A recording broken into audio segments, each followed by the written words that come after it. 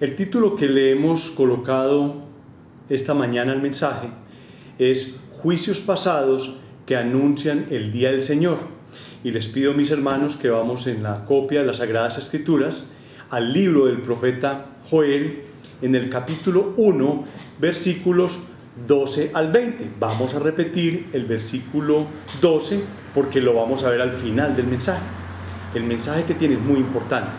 Dice así la santa, inerrante y todo suficiente palabra de Dios en el libro de Joel, del profeta Joel, en el capítulo 1, versículos 12 al 20. La vid está seca y pereció la higuera, el granado también, la palmera y el manzano, todos los árboles del campo se secaron, y por lo cual se extinguió el gozo de los hijos de los hombres. Ceñíos y lamentad, sacerdotes, gemid, ministros del altar, venid, dormid en cilicio, ministros de mi Dios, porque quitada es de la casa de vuestro Padre la ofrenda y la libación. Proclamad ayuno, convocada asamblea, congregad a los ancianos y a todos los moradores de la tierra en la casa de Jehová vuestro Dios, y clamad a Jehová. ¡Ay del día! Porque cercano está el día de Jehová, y vendrá como destrucción por el Todopoderoso. ¿No fue arrebatado el alimento delante de nuestros ojos, la alegría y el placer de la casa de nuestro Dios? El grano se pudrió debajo de los terrones, los graneros fueron asolados, los alfolíes destruidos, porque se secó el trigo. Cómo gimieron las bestias, cuán turbados estuvieron los hatos de los bueyes, porque no tuvieron pastos. También fueron asolados los rebaños de las ovejas. A ti, oh Jehová, clamaré, porque fuego consumió los pastos del desierto, y llama abrazó todos los árboles del campo. Las bestias del campo bramarán también a ti, porque se secaron los arroyos de las aguas, y fuego consumió las praderas del desierto. Queridos hermanos y amigos, esta es la palabra del Señor. Padre, tu palabra ha sido leída, así que te pido que tu Santo Espíritu nos acompañe en la forma como nosotros la vamos a entender. Y luego, Señor, te pedimos que la vas aplicando a la iglesia de nuestros corazones en el nombre de Jesús. Los primeros versículos que vimos la semana pasada de esta sección son un llamado para que el pueblo reciba el mensaje y por lo mismo reaccione ante la devastación que ha ocasionado la plaga de las langostas, una gran hambruna, una posible gran mortandad. Los ancianos responsables de interpretar los eventos, ellos eran los guardianes de las tradiciones y de la historia.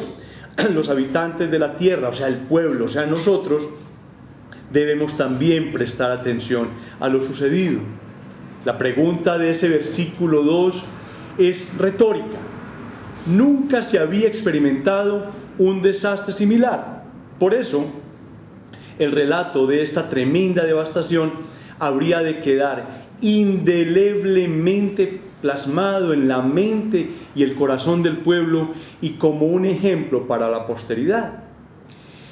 En un sentido general, toda la comunidad, o sea, toda la nación, debía lamentarse de tan tremenda devastación.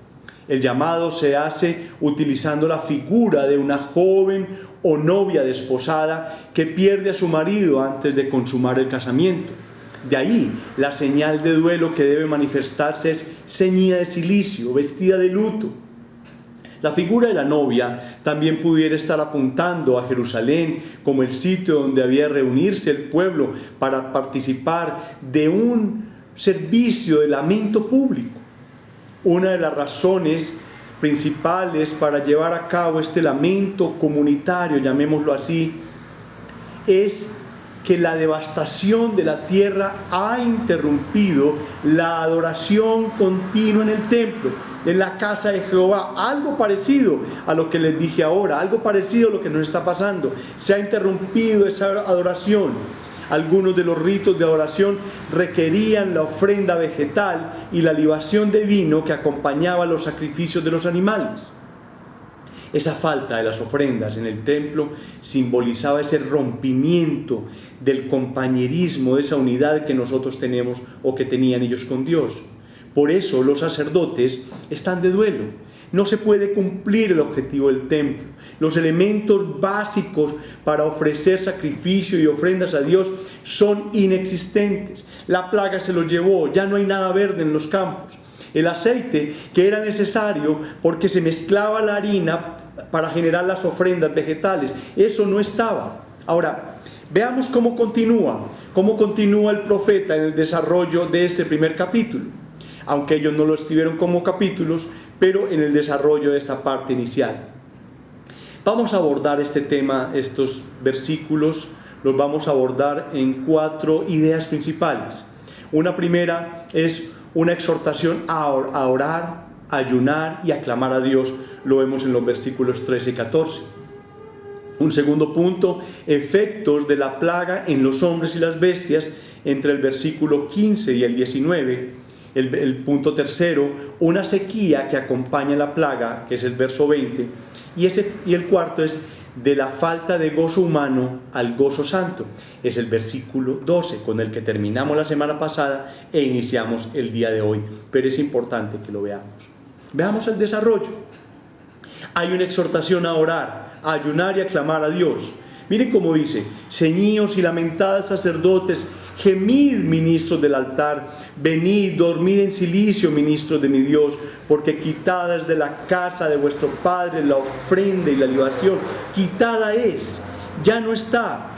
Proclamad ayuno, convocada asamblea, congregad a los ancianos y a todos los moradores de la tierra en la casa de Jehová vuestro Dios, y clamad a Jehová. Ya está presentado todo el panorama.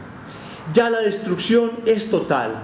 Todo el pueblo está completamente compungido y la desesperanza era la que llenaba las mentes, los corazones, los pensamientos y las acciones del pueblo.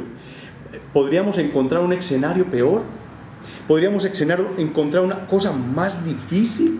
Miren, los graneros estaban vacíos, no había con qué alimentarse, los agricultores no podían ir a cosechar. Ahora, analicemos varias frases del profeta dentro de esta sección. Dice: les fue quitada la ofrenda. La ofrenda era el sacrificio, era la mediación. En esa época era la única forma de presentarse delante de Jehová. Esto también lo encontramos en Éxodo 23 y en Éxodo 34. Dios había establecido el sacrificio desde el principio. Luego de la caída del hombre, Él estableció una forma de sacrificio, estableció una forma en la que el hombre debía comunicarse con Él. ¿Por qué? Porque todavía no estaba el sacrificio máximo que se vendría después. Recordemos el tema de Caín y Abel. Cómo ambos llevaron un sacrificio delante del Señor, pero Caín llevó un sacrificio que no era acepto delante del Señor, que no lo satisfacía.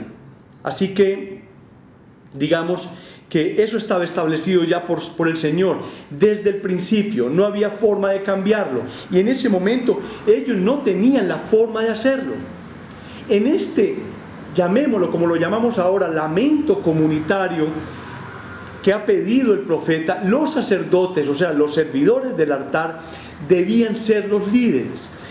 Igual ahora nosotros, los líderes, los ancianos, debemos ser líderes en oración, líderes en muchas cosas para la iglesia. Ellos, mejor que nadie, o sea, estos sacerdotes, mejor que nadie, podían interpretar la seriedad de no tener que ofrecerle a Dios. Vamos todos, por favor, en nuestras Biblias a Deuteronomio capítulo 16, versículo 16. Deuteronomio 16, 16.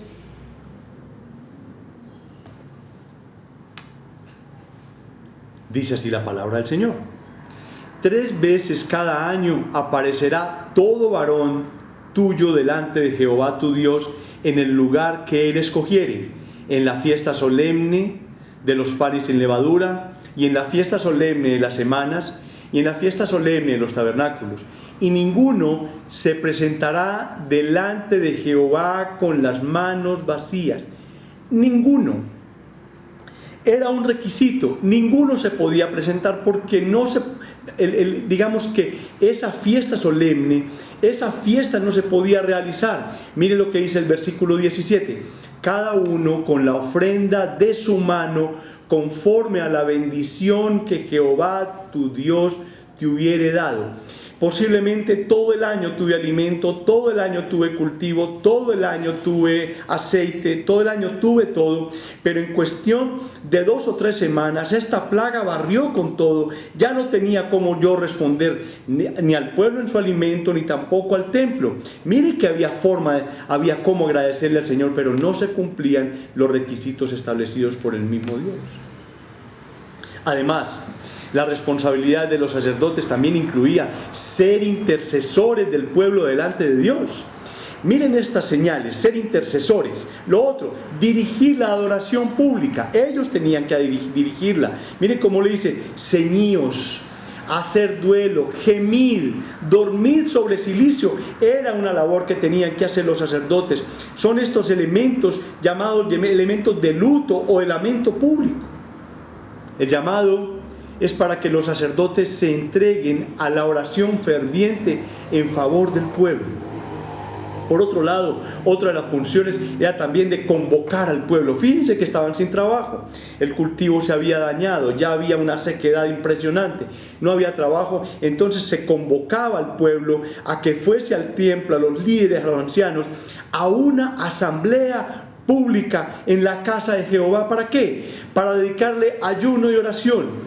Y quiero que les venga a su mente el estudio que hicimos del precioso libro de Esther, donde Mardoqueo le dice a Esther que tiene que ir en ayuno y oración delante de Dios para resolver esa situación tan difícil que estaba afrontando. Ayuno y oración. Eso mismo estaban pidiendo en este momento los sacerdotes. La tragedia, la gran tragedia del pecado trajo este juicio sobre ellos. Dios los castigó quitando su presencia delante de ellos. El templo estaba lúgubre, completamente lúgubre, y el pueblo estaba siendo confrontado. Esa palabra confrontación es muy importante, porque de eso se trata el Evangelio.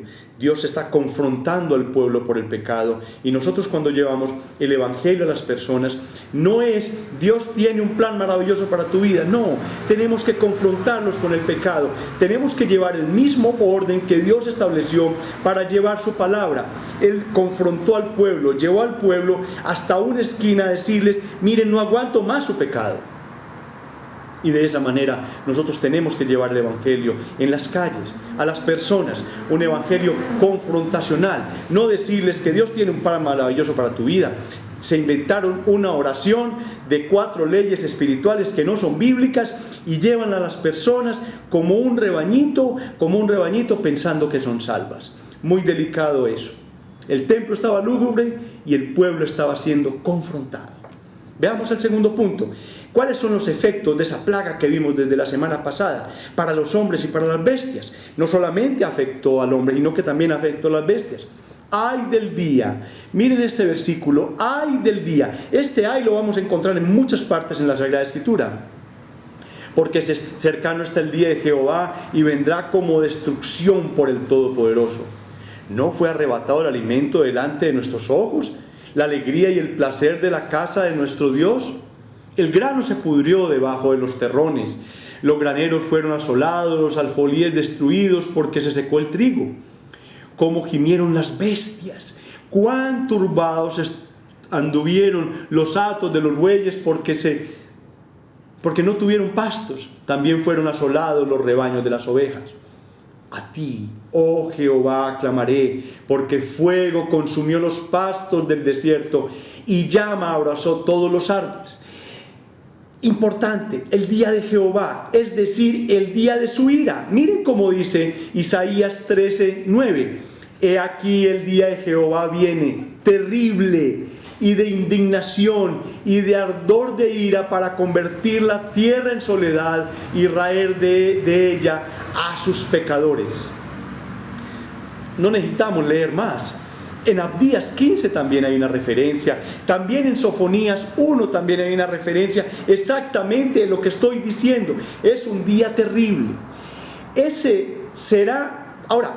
Será un anticipo del día del Señor que viene. Esto que estamos viendo ahora, esto que estamos viendo de parte del profeta, es un anticipo del día del Señor, como juez de todos los hombres, de donde el día recibe su nombre. Aquí empieza esa transición desde la plaga de las langostas hasta las peores calamidades por parte de ejércitos invasores que van a venir sobre Judea. Eso lo vamos a ver la semana pasada, si el Señor nos continúa prestando la vida. Estas langostas que vimos en el capítulo 1, en la parte inicial, son el preludio de eso que viene, de esos ejércitos invasores. Se está hablando de un día del Señor pasado y de ahí en adelante hablaremos de un día del Señor en el futuro. Importante.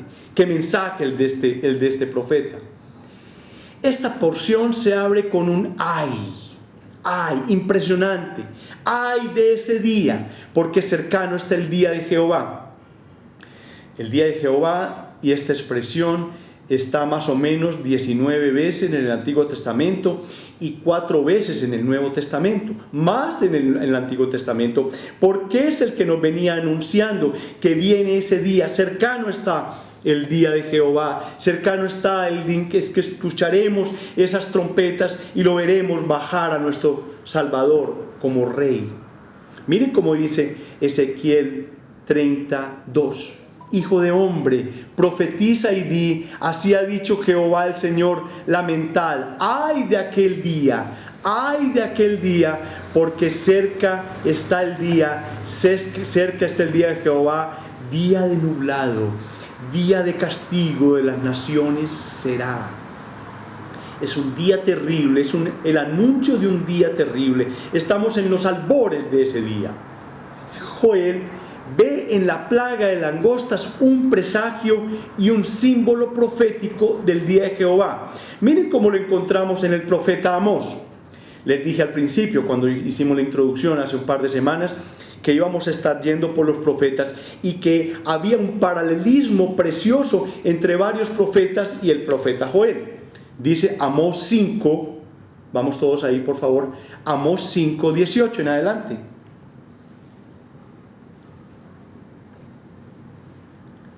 Dice así: ay de los que desean el día de Jehová. ¿Para qué queréis este día de Jehová? Será de tinieblas y no de luz. Como el que huye delante del león y se encuentra con el oso, y como si entrara en casa y apoyara su mano en la pared y le muerde una culebra. ¿No será el día de Jehová tinieblas y no luz, oscuridad, y que no tiene resplandor? ¡Qué cosa tan terrible! Dice un comentarista, el día de Jehová es una noción muy compleja, un día nefasto y de tinieblas, pero también un día de luz y de promesas. Miren cómo dice, qué cosa tan interesante. El día del Señor es una noción muy compleja. Un día nefasto y de tinieblas, pero también un día de luz y de promesas. Vamos a analizar dos palabras, dos porciones en el libro, en la carta de Pablo a los Corintios, donde vamos a ver ese día humano y ese día del Señor. Miren la gran diferencia. Vamos todos a primera carta de Corintios, capítulo 4, versículo 3. Pablo está hablando aquí de un día humano, no está hablando del día del Señor. Primera Corintios 4, 3. Mira cómo dice: yo en mi poco tengo el ser juzgado por vosotros, por seres humanos, y por tribunal humano, y ni aún yo me juzgo a mí mismo. Ese es el día que los hombres, aquí se están haciendo juicios, son días y son juicios humanos. En contraste está ese día, con D mayúscula, en 1 Corintios 3:13. 1 Corintios 3:13, mire cómo dice: la obra de cada uno se hará manifiesta, porque el día la declarará, pues el fuego será revelada, porque por el fuego será revelada, y la obra de cada uno, cual sea, el fuego la probará. El primero es el día de hoy, cuando el hombre juzga y gobierna. Hoy el hombre está juzgando y gobernando. Este día del hombre tocará su fin cuando venga el día de Jesucristo, que lo vemos en Filipenses 1:6, en el que ocurrirá la segunda venida en gloria de nuestro Salvador. Jehová es el Señor de la naturaleza y expresa su justicia a través de acontecimientos naturales. Era de esperar, pues, que entre los versos 16 y los versos 19 se describieran estos acontecimientos como una expresión del desagrado divino. Esa manifestación de la naturaleza era un desagrado divino, un desagrado de parte de Dios. Miren, dice delante de nuestros ojos, indica que el pueblo presenció la calamidad, fue delante de los ojos de todo el pueblo, pero fueron completamente impotentes ante estos estragos que sucedieron y que impidieron el sacrificio del templo y les arrebataron esa alegría y ese placer de comunicarse con el Señor. Miren cómo dice también, el grano se pudrió debajo de los terrones, los graneros fueron asolados, los alfolís destruidos, que están en el verso 17. O sea, las praderas fueron destruidas, de modo que los hatos de los bueyes se vieron obligados a vagar, buscando agua y pasto. Los animales, cuando vemos películas en National Geographic, vemos como los animales se van moviendo de región en región, inclusive tienen que pasar por lagos donde hay animales que los pueden comer y bueno, tienen que mudarse para buscar otros pastos. Aún dice, la porción dice que aún las ovejas y las cabras sufrieron, aunque sus necesidades eran menores en comparación con los bueyes, que eran los que más utilizaban en la agricultura. Este primer capítulo termina con un clamor del corazón del profeta pidiendo la ayuda de Jehová. Ante esta exhibición de la expresión de desagrado de Dios, el profeta pide ayuda a Jehová en ese verso 19.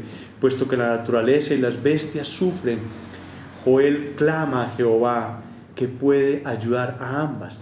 Miren cómo dice el Salmo 36:6.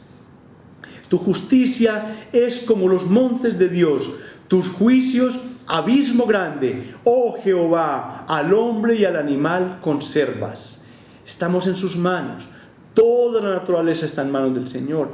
Dice fuego y llama en ese versículo 19. Se usan para indicar el ardiente calor de la sequía que siguió a la plaga. No solamente nos atacó esta plaga de langosta, sino que también una gran sequía. Por eso habla de que esos pastos secos se incendiaban y generaban esas llamas que habla el versículo 19.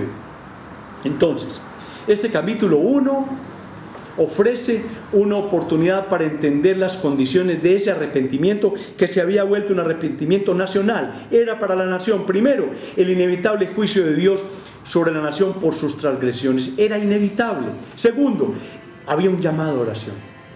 Había un llamado al ayuno y al arrepentimiento por los pecados de la nación. Y tercero, la fuente de la liberación está en Dios solamente. Y lo vemos en esa parte A del versículo 19 que dice: a ti, oh Jehová, clamaré. Vamos a ver qué nos trae el punto 3. Una sequía que acompaña a hombres y a bestias. Verso 20. Las bestias del campo bramarán también a ti, porque se secaron los arroyos de las aguas y fuego consumió las praderas del desierto. Las bestias bramarán a ti. Eso es, mirarán al cielo, levantarán sus cabezas como si fuera de Dios su única esperanza. Miren cómo dice Job 38:41. ¿Quién preparará al cuervo su alimento cuando sus polluelos claman a Dios y andan errantes por falta de comida? ¿Quién sino Dios? Dice el Job. A la plaga acompaña una tremenda sequía, como les decía ahora. Es como otro incendio. Y hace esa mención entre esos versículos 19 y 20, que acaba con todo lo que había quedado. No solamente ya quedaban esos pastos secos, sino que también venía el fuego, el incendio, el humo. Así, los animales sufren también las consecuencias. Y miren que en Romanos 8:22 vemos que toda la creación gime a una. ¿Por qué? Por el pecado del hombre, por esa transgresión del hombre delante de Dios. Toda la creación gime.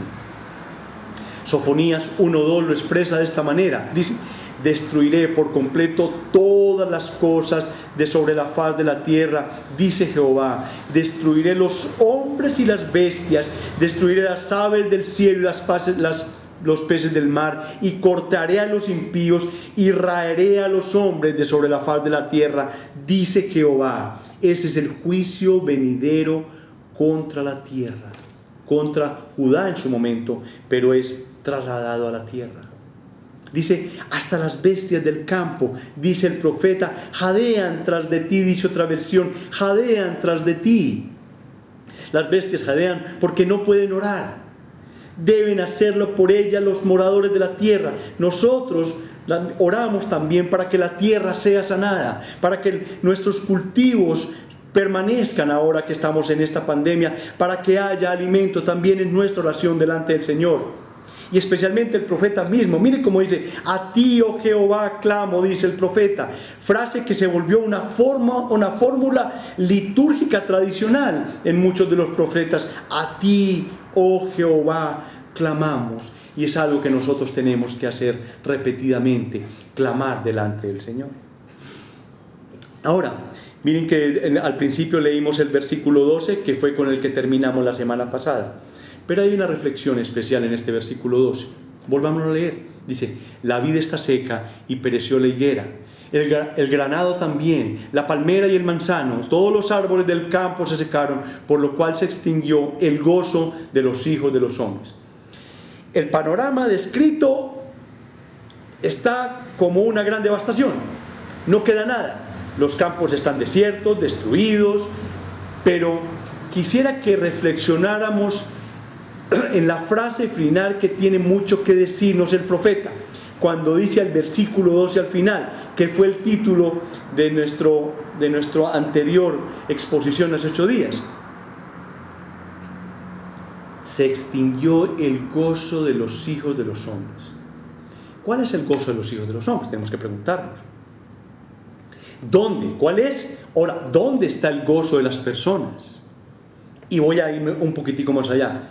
¿En qué tienes tú puesto el gozo? ¿Dónde está el gozo? Quisiera por un momento confrontar esta situación que está describiendo el profeta Joel con algo que escribió el profeta Habacuc.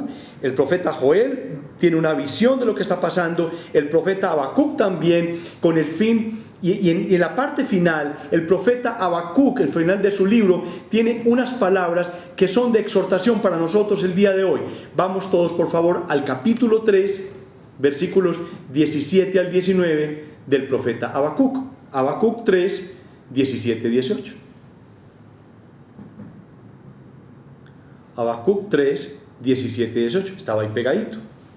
Dice así el profeta: aunque la higuera no florezca, ni en las vides haya frutos, aunque falte el producto del olivo, y los labrados no den mantenimiento, y las ovejas sean quitadas de la majada, y no haya vacas en los corrales, con todo, yo me alegraré en Jehová, y me gozaré en el Dios de mi salvación. Jehová, el Dios de mi fortaleza, el cual hace mis pies como de ciervas, y en mis alturas me hace andar.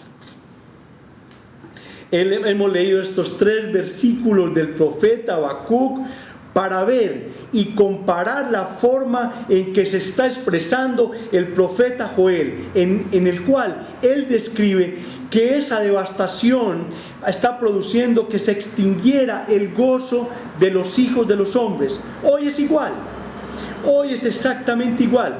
Las personas tienen puesto su gozo en cosas que son de esta vida, que son temporales. Cuando esas cosas no estén en tu vida, te derrumbas. Eso es lo que está pasando en este momento en la vida de muchas personas, siendo creyentes, siendo salvadas por el Señor Jesucristo, están pasando por una angustia que quizás es inexplicable.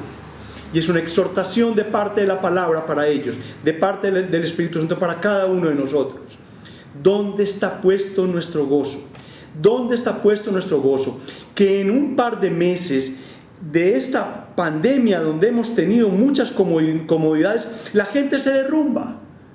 La gente se está derrumbando en este momento. ¿Dónde está puesto tu gozo? ¿Está puesto en las cosas de esta vida? ¿No te puedes dar los gustos que te dabas hace 2 meses? ¿Has perdido tu empleo? ¿Has perdido tu trabajo? ¿Tus bienes, tus activos han perdido un valor impresionante. Hablan las normas internacionales de información financiera que los activos perdieron un porcentaje inmenso de valor, que eso tiene que llevarse a los estados financieros, dicen los técnicos. Estoy hablando algo de contabilidad ahí. ¿Dónde están puesto tu gozo? Está puesto en cosas temporales, cosas que no podrás llevarte de aquí, y te las quitan y te derrumbas. Sea cual sea la cosa que está produciendo gozo en ti, debería venir a tu mente en este momento para que tú reflexiones. ¿En qué te gozas en este momento? ¿Cuál es el gozo que estás extrañando, que estás desequilibrado en este momento? Si te fuera quitado, entrarías en depresiones, en ansiedades, en ya no quiero vivir. Aquí en los versículos se está hablando de algo específico. El profeta Joel está hablando de algo específico, está hablando de alimento, de las vides, de los olivos. No hay que comer, y de ninguna manera estoy diciendo que eso no sea importante. Claro que es importante, eso es muy importante y es muy grave lo que estaba pasando por el pueblo. El asunto es que hay algo más allá de nuestras necesidades físicas. Con comida o sin comida vamos a morir, seguro que sí, y esto no es noticia para ninguno de nosotros, pero es bueno recordarlo. Sea que tengamos comida, sea que no tengamos comida, un día este cuerpo dejará de funcionar y se extinguirá. Bueno, tal vez la palabra no sea esa, o sea, se volverá al polvo, como dice la palabra del Señor. Sin embargo, lo espiritual es perdurable. ¿Qué estás fortaleciendo más tú, lo físico o lo espiritual? Porque si fortaleciera lo espiritual, no tendrías las depresiones que tienes en este momento, no tendrías la tristeza que tienes en este momento. Tienes buena casa, tienes alimento, por el momento tienes salud, tienes hijos, tienes nietos, tienes una cantidad de personas a tu alrededor. Puedes gozar de la vida y le estás alimentando más esa parte física que la parte espiritual. La parte espiritual es perdurable, y es ahí donde se va a ver cuál es tu gozo. ¿Cuál es tu gozo? ¿El espiritual? Porque vemos al profeta diciendo, porque él había visto tragedias. Habacuc había visto tragedias, y diciendo esto, lo que sucedió, dice: aunque no haya higueras, aunque no florezcan, aunque no haya vacas, aunque no haya olivos, aunque no haya nada, yo, dice el profeta, me gozaré en el Dios de mi salvación. Esa es la parte espiritual que nosotros tenemos que fortalecer. Y esa es la pregunta para cada uno de nosotros hoy. Pudiera ser que Dios quite aquello que tanto te gusta en esta vida, y que tú pudieras decir: me gozo en el Dios de mi salvación, aunque me quitó todo aquello en lo que me deleitaba. El hombre natural, y sigo recalcando esto, el día de hoy, el que no ha nacido de nuevo tiene su gozo puesto en las cosas de esta vida, en esta vida, en esta realidad. De hecho, es ese amor por las cosas de esta vida que no son eternas, es una de las marcas por las cuales nosotros sabemos que una persona todavía no tiene vida espiritual, que sigue muerto en sus delitos y pecados, muerto, porque su gozo está en estas cosas de esa vida, que son temporales. Entonces su gozo no va a trascender su vida. Dios no lo ha transformado, y no puede comprender la vanidad de esta vida, y no tiene su tesoro en el cielo, como lo escribió el evangelista Mateo. Miren cómo dice Jesucristo en Mateo 6:19, dice: no os hagáis tesoros en la tierra, porque la polilla y el orín corrompen, y donde los ladrones minan y hurtan, sino haceos tesoros en el cielo, donde la polilla ni el orín corrompen, y donde los ladrones no minan ni hurtan, porque donde esté vuestro tesoro, allí también está vuestro corazón.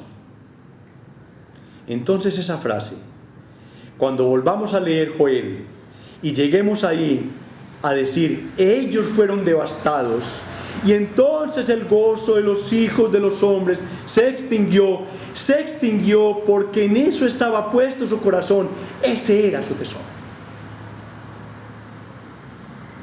¿Cómo aplicamos? Aunque acabe de dar una aplicación a nuestras vidas, pero hay algo más para decir.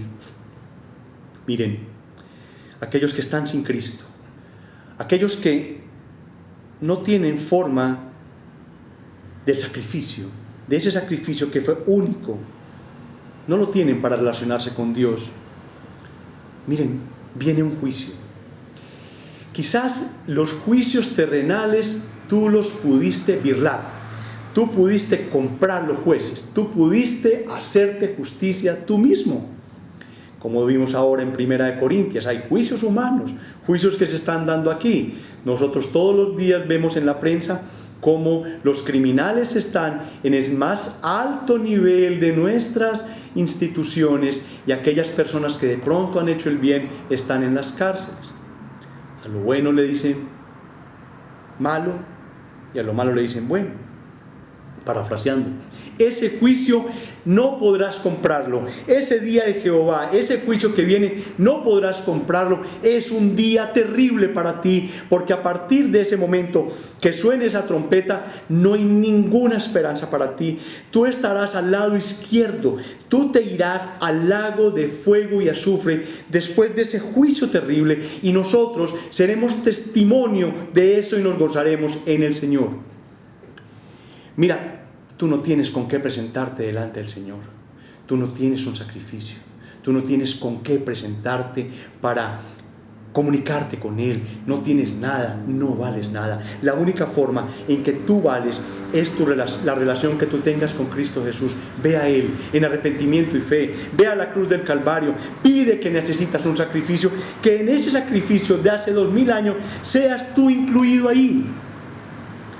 El libro de la vida fue escrito antes de la fundación del universo. Se reunió el consejo precioso de redención. ¿Para qué? Para escribirlo. Y que tu nombre esté escrito en ese libro de la vida. Ve a Cristo en arrepentimiento y fe. Por favor, que no termine este día, que no termine este mensaje sin que tú reflexiones sobre tu vida. Y para la iglesia, ¡qué alegría! Hoy tenemos la gran ofrenda. Hoy tenemos un sacrificio. Tenemos a Cristo. Fue la ofrenda agradable al Padre. Fue olor fragante. Ese Cristo fue mostrado tipológicamente o prefiguradamente, como lo quieran llamar, desde el Antiguo Testamento hasta hoy. Ellos no tenían a Cristo, ellos tenían un símbolo de lo que era Cristo para poder relacionarse con el Padre. Hoy nosotros lo tenemos. Tiene que llenarnos esto de gozo, de alegría. Miren, si tenemos hambre, si no tenemos cómo vivir, si nuestros trabajos se acaban, si caemos en enfermedad, nuestro gozo tiene que ser permanente, porque tenemos a Cristo en nuestras vidas, en nuestro corazón. Solo hay un mediador, dice la Sagrada Escritura en 1 Timoteo 2:5, dice: porque hay un solo Dios y un solo mediador entre Dios y los hombres, Jesucristo hombre, el cual se dio a sí mismo en rescate de todos. ¡Qué sacrificio tan hermoso! De lo cual se dio testimonio a su debido tiempo. Y no quisiera terminar y no quisiera seguir sin que de verdad en un momento viniera a nuestra mente cuál es aquel elemento de tu vida que si Dios lo quita en este momento te devastarías. ¿Cuál es tu ídolo? Tus hijos, tu esposa, el dinero, el trabajo. Una vez más, ¿qué es? Pudiera ser una relación. Hay gente que se destruye porque su pareja se va, porque la novia lo echó, se suicidan. Pero gloria a Dios, sabemos de otras personas que se han refugiado en Cristo ante las grandes necesidades. Aunque esa persona donde yo puse mi amor y mis cosas me rechaza y no me valoró, yo sé de quién soy. Nosotros sabemos de quién somos y quién es nuestro refugio. ¿Qué será aquello que Dios tiene que quitarte para que aprecies las cosas espirituales? Quiero que me acompañen en oración, por favor. Padre Santo, bondadoso Dios, estamos humillados delante de ti. Nos humillamos delante de tu palabra. Señor, cuánto gozo hemos perdido por mirar horizontes y mirar situaciones que nada tienen que ver contigo. Has entregado la tierra, los cultivos, has entregado tantas cosas para nuestro deleite, pero hemos trastocado los deleites y nuestro gozo en nuestro corazón. Miramos las cosas materiales, pero hemos olvidado quién construyó y quién hizo las cosas materiales, Señor. Te pedimos que nuestra mente se fortalezca, que nuestra vida se fortalezca pensando en que nosotros y nuestro gozo debe ser Cristo, el sacrificio perfecto, el olor fragante. Oh amado Espíritu Santo, lleva a nuestras vidas, a nuestras almas, una fortaleza tal que amemos a Cristo cada día más, que su sacrificio sea un estandarte para nuestras vidas, que sepamos y entendamos que la única forma en que nosotros nos podemos relacionar con el Padre es por medio de ese único intercesor que es Jesucristo. Oh Dios, gracias por tu palabra, gracias por esta exhortación en estos momentos difíciles de la nación, de nuestras vidas, de la sociedad, Señor. Te damos gracias porque nos exhortas, nos animas, porque nos tratas de una manera como hijos cuando nos hemos equivocado, cuando hemos transgredido las normas, cuando hemos pecado, Señor. Sabemos que vendrá ese gran día y te pedimos hoy, Señor, que nos prepares. Prepara nuestra vida, nuestra mente, nuestro corazón, nuestros ojos para ese gran día. Sabemos que es un día difícil, de tinieblas y de cosas, pero vendrá la luz y la esperanza, y esa luz es nuestro amado Salvador. Gracias, amado Padre, en el nombre de Jesús. Amén y amén. Y quiero que reciban la bendición de parte de Dios. El Señor te bendiga y te guarde. El Señor haga resplandecer su rostro sobre ti y tenga de ti misericordia. El Señor alce sobre ti su rostro y te dé paz. Mis queridos hermanos y amigos, estén en paz. Y ahora cantémosle un himno al Señor, o un par de himnos al Señor, para su honra y para su gloria.